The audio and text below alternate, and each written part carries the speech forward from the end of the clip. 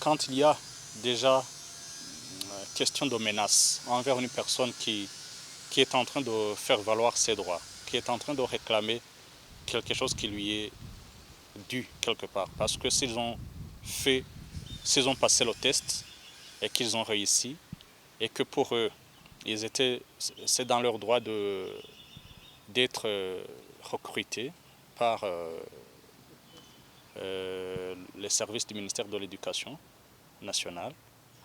Je pense que là, les autorités judiciaires, en l'occurrence le ministère public, devraient se saisir de ces cas pour vérifier si réellement il y a eu ces menaces et, et suivre de près cette situation et s'il le faut, faire comparaître les présumés auteurs et éventuellement solliciter qu'ils soient sanctionnés. C'est très dommage que des personnes, des citoyens, puissent être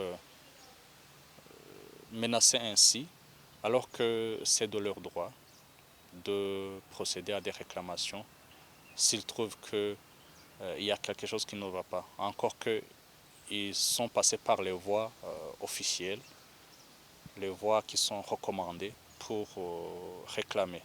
Je présume que c'est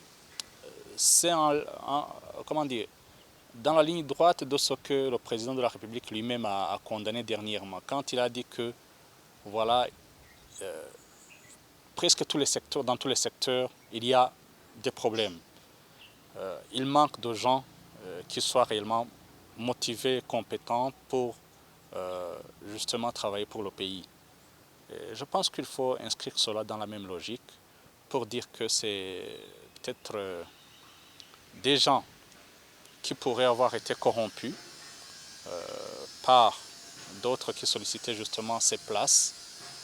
Et peut-être qu'il y a aussi des affaires de politique et tout ça. Vous savez que c'est vraiment quelque chose qui est courant au Burundi, que des gens manquent, peut-être soit écartés parce qu'ils sont de telle ou telle autre tendance.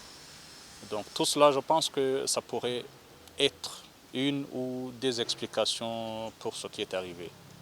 Mais encore une fois, c'est à la justice de le déterminer, c'est au ministère public qui pourrait procéder à des investigations profondes pour savoir qu'est-ce qui est réellement derrière tout ça.